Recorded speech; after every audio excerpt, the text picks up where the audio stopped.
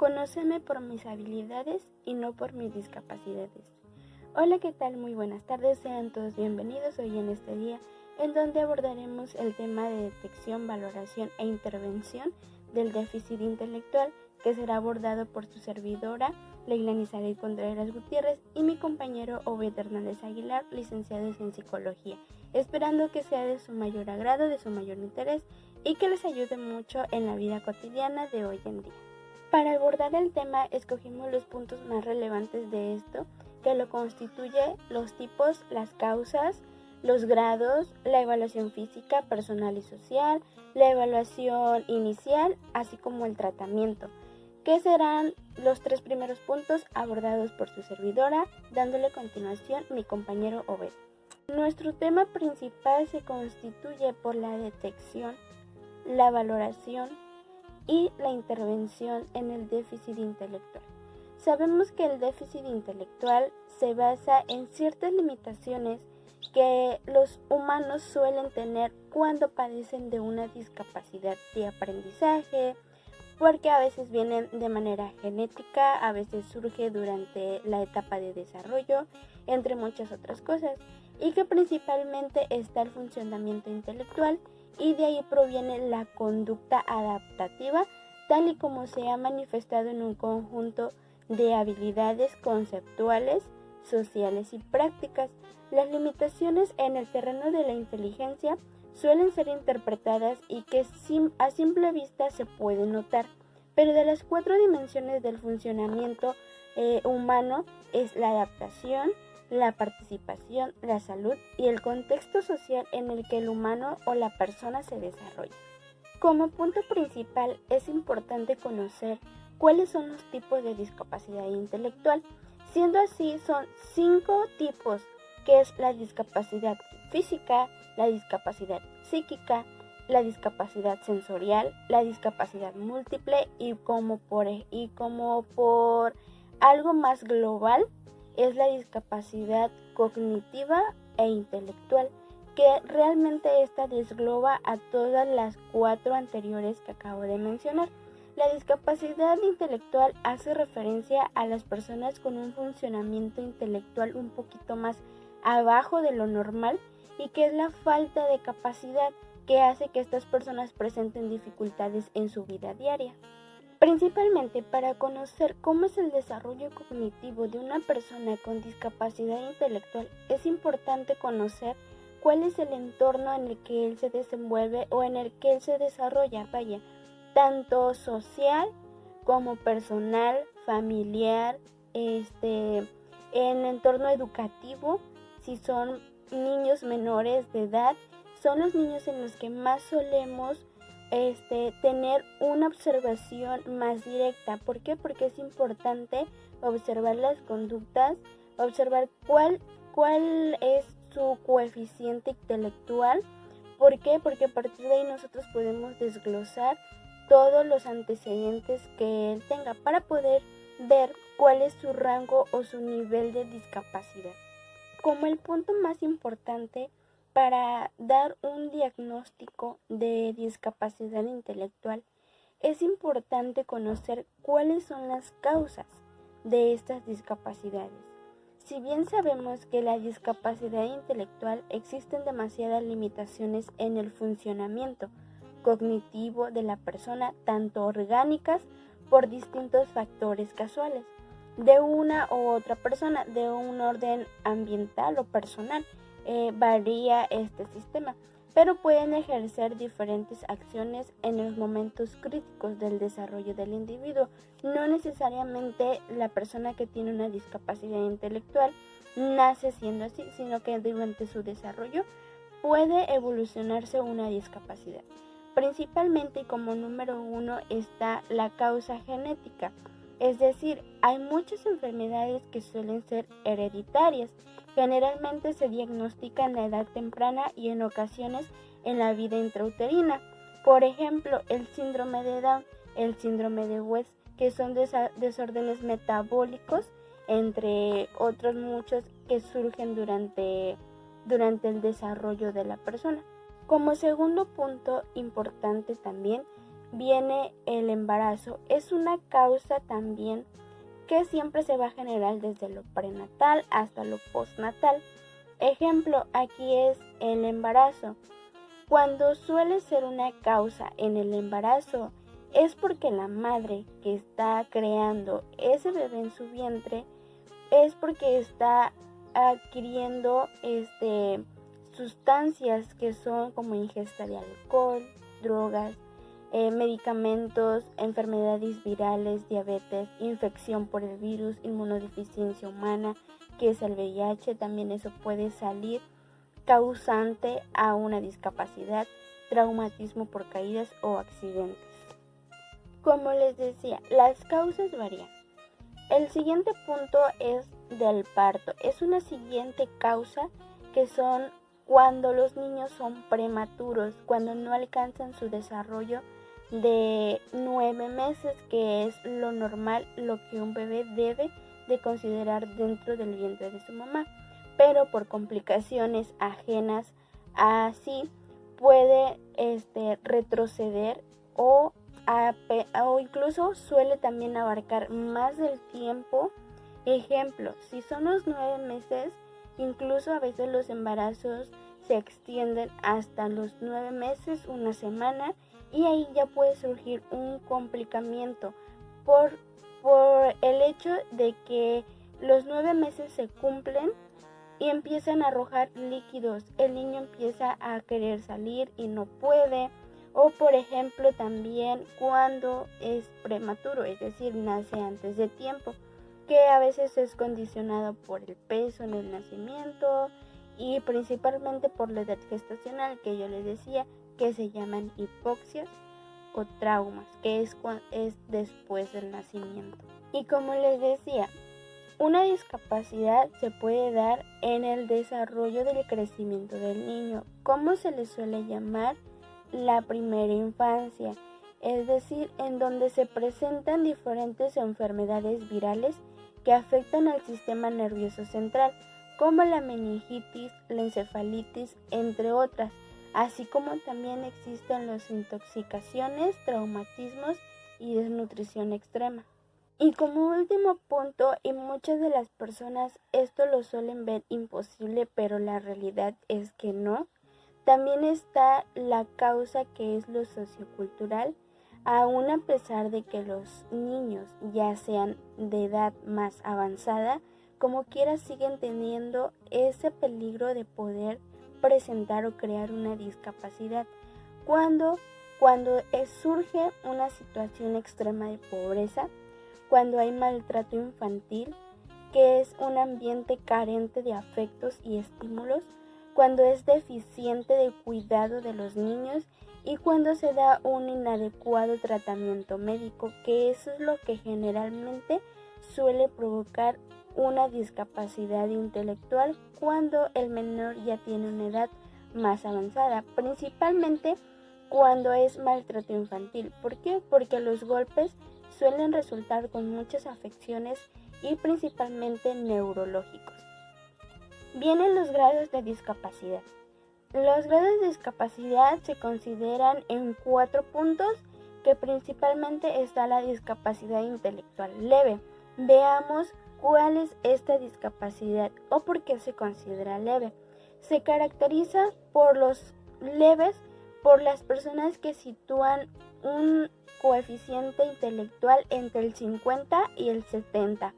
Con una deficiencia cognitiva y que es verdaderamente ligera, que afectan un poquito al campo sensoriomotor y que son personas capaces de hacer parte del sistema educativo, suelen tener un desarrollo, una actividad profesional. En sí su aprendizaje lleva muchísimo más tiempo que lo normal, pero también pueden ser personas normales como todos. Y bien, viene la discapacidad moderada, en donde el nivel se sitúa por debajo del 50 en un coeficiente intelectual, que verdaderamente genera la necesidad constante de una supervisión, tanto en la educación como en el trabajo, y que va englobado a una terapia para que pueda tener un cierto grado de autonomía. Aquí se puede decir y se considera que la gravedad va aumentando en cuestión de la discapacidad. Como tercero viene la discapacidad intelectual grave. Aquí es en donde el coeficiente intelectual ya está bajo un 20 y un 35, haciendo que quienes lo padecen necesitan una constante supervisión, ya que casi siempre presenta daños a nivel neurológico. Aquí ya es un problema más grave, aquí ya debe de tener una persona orientadora que lo esté asesorando tanto a la familia como al paciente. Esto hace que el individuo tenga habilidades reducidas. ¿Por qué? Porque ellos también tienen habilidades, pero son un poco nulas y su comprensión lectora es un poquito más lenta. Aquí principalmente a veces les cuesta tener un aprendizaje normal, porque aquí la discapacidad ya es más grave y es verdad que se considera que aquí las personas con discapacidad grave ya son incapaces de tomar sus propias decisiones. Ok, y por último está la discapacidad intelectual profunda. Aquí es uno de los más infrecuentes, que en realidad aquí la discapacidad, a lo que hemos visto, solamente ha llegado a lo grave, pero la profunda es un tipo de discapacidad intelectual menor a 20, es decir, su coeficiente intelectual ya es demasiado bajo, que esto implica un cuidado de forma permanente, es decir, no te puedes quitar de esa persona porque ella siempre te va a necesitar, y que la tasa de supervivencia es muy baja, por eso no es tan frecuente que se vea este tipo de discapacidad. ¿Por qué? Porque suelen aparecer acompañadas de problemas neurológicos más graves y sus habilidades motoras son muchísimo más limitadas, y su capacidad comunicativa es bastante baja e inexistente. Bueno, a continuación les voy a mencionar los siguientes 3 puntos restantes del tema. Como la evaluación física, personal y social en lo que es la déficit intelectual. Ok, bueno.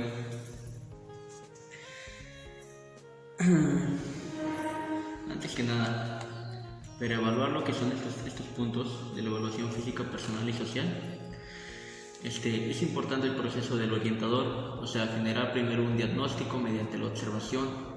¿Observación de qué? Observación en general, en cuanto a lo pedagógico, lo físico, lo personal, lo familiar, lo económico, ya que todos estos son ámbitos que influyen en cuestión del desarrollo del niño. Por ejemplo, a veces la déficit intelectual no solamente es orgánicamente, sino que en cuestiones es psicológica o en cuestiones influyen lo cognitivo y lo emocional, ¿sí?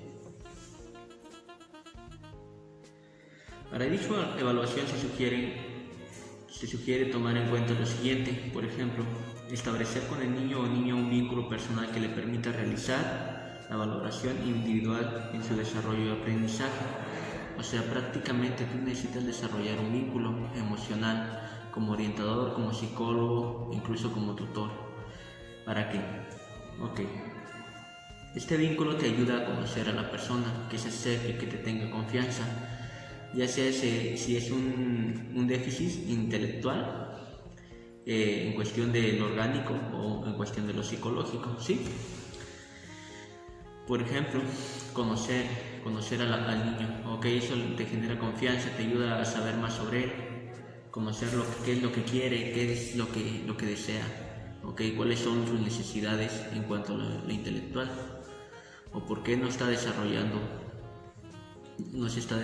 de tal manera. Siempre se debe de valorar, por ejemplo, cuáles áreas, ok, para detectar lo que son estas variantes de la déficit de atención o la evaluación del niño, es necesario primero siempre valorar varios puntos. Por ejemplo, las áreas de cognición, ok, para conocer, como lo mencioné anteriormente, al niño, aprender sobre sus necesidades, ok, observación en cuanto al lenguaje, Perfecto. Motricidad también. Por ejemplo, no, como les digo, existen problemas no solamente o meramente psicológicos o cognitivos, sino que igualmente se desarrollan de una manera fisiológica o física. Puede ser algún problema. Capacidad social, ok, cómo se desenvuelve el niño cuando está en el grupo, interactúa o no interactúa.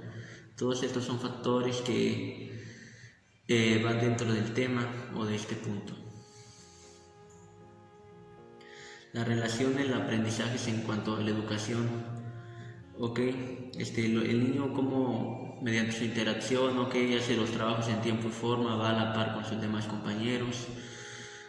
Esto en cuanto al entorno educativo, recuerden. De igual modo, desarrollar no solamente sus dificultades, o saber lo que son sus virtudes, para qué cosas sí se desarrollan de una manera eficiente y cuáles son sus dificultades. Otro punto para la evaluación: realizar observaciones no estructuradas o semiestructuradas en contextos naturales y es necesario que cuenten con la presencia de la madre. Ok, en este punto también se debe de involucrar lo que es a la madre o a los padres de familia. ¿Sí? Por ejemplo, siempre involucrar a familiares, porque ellos como tutores del niño deben de estar enterados de todas las actividades o cómo se desenvuelve, ¿sí? Por ejemplo, como les digo, también va el ámbito familiar, obtener información de la familia. Lo que es para la evaluación física, personal y social del niño en cuanto a en cuanto al déficit de inteligencia o intelectual, ¿sí? Que abarca de varios puntos, no solamente lo psicológico ni lo físico.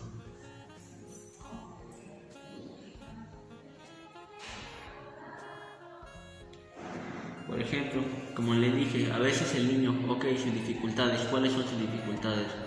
No siempre son físicas. Dice, es que no está desarrollándose en la clase, ok, no está rindiendo. Bueno, pues por ejemplo, como orientador o como psicólogo, siempre hay que evaluar lo que es esto, ok, cuáles son sus problemas con la familia.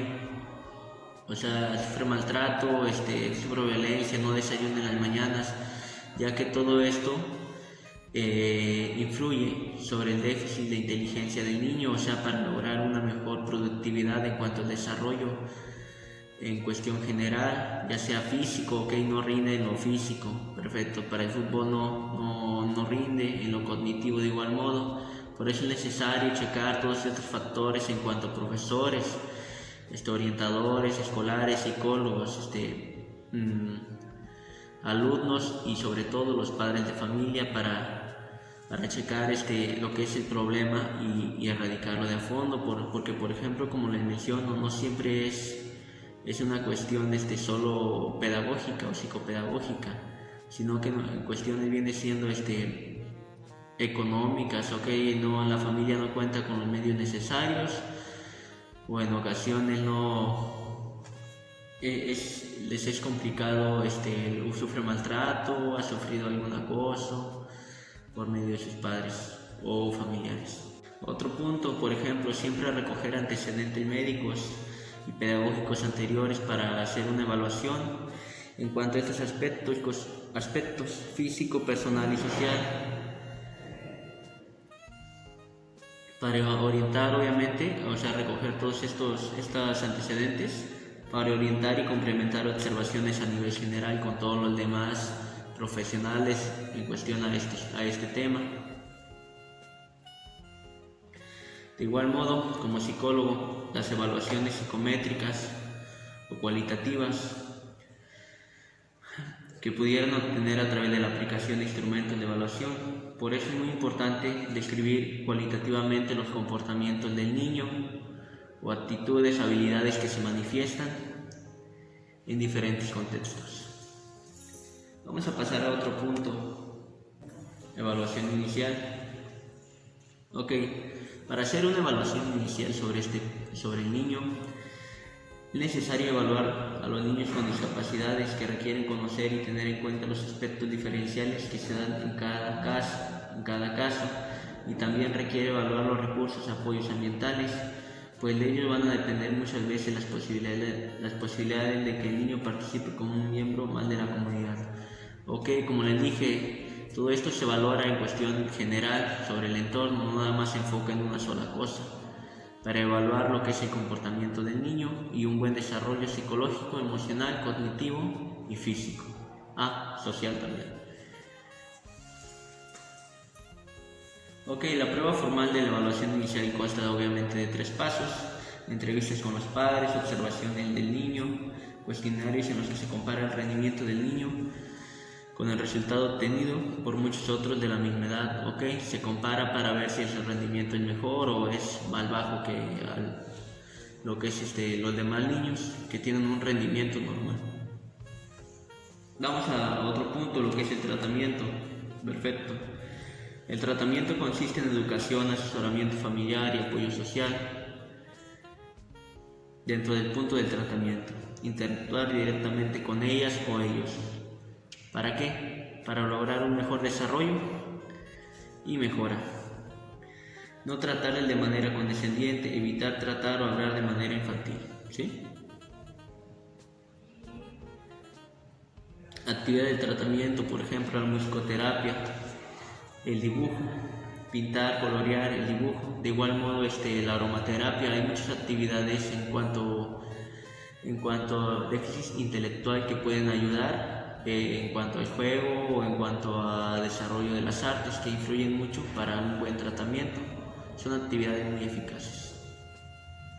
Ok, de igual modo, el apoyo multidisciplinario. Este apoyo se hace no solamente mediante profesores, docentes, directivos de la institución o de algún centro médico, sino que esto se hace en cuestión con varios profesionales, como por ejemplo el médico de atención primaria, trabajadores sociales, logopedas, radiólogos, terapeutas ocupacionales, fisioterapeutas, neurólogos, psicólogos, nutriólogos, profesores y traumatólogos. Ok, todos formamos un equipo para lograr un mejor trabajo en cuanto a este tema, o muchos otros en cuestión de la salud. Vamos a hacer una pequeña realimentación sobre lo que es el tema que estamos viendo, que es la definición, valoración e intervención de la déficit intelectual.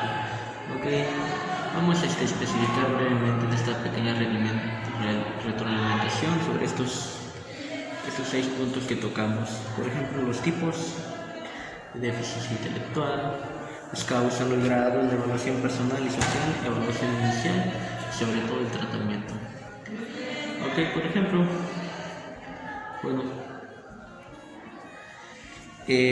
¿cuáles son los tipos? Bueno, como vimos anteriormente, lo mencionó mi compañera Saler, existen diferentes tipos de discapacidades, como la discapacidad física, discapacidad psíquica, discapacidad sensorial y discapacidad múltiple, discapacidad intelectual o cognitiva. Esto sería una breve introducción sobre lo que es retroalimentación, sobre lo que es el tema, los tipos de discapacidad intelectual. De igual modo estaríamos yendo por las causas. Algunas de las causas serían genético, o algunos podrían ser básicamente por medio del embarazo, alguna dificultad que se haya dado en cuestión del embarazo, fumaban mucho, tomaban mucho, ya que todo esto afecta de manera fisiológica a lo que es al infante cuando está dentro del vientre, para que tenga una discapacidad física, sensorial, motora, psicológica o cognitiva dentro del mismo.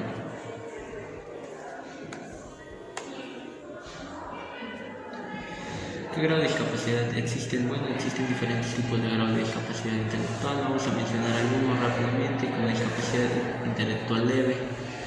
Ok, se caracteriza por quienes la tienen en situación entre 50 y 70 de coeficiente intelectual. Ok, eso viene siendo tu IQ, por el cual se mide mediante test cuanto a la discapacidad intelectual. De igual modo, la discapacidad intelectual moderada, este nivel se sitúa por debajo del 50% del coeficiente intelectual.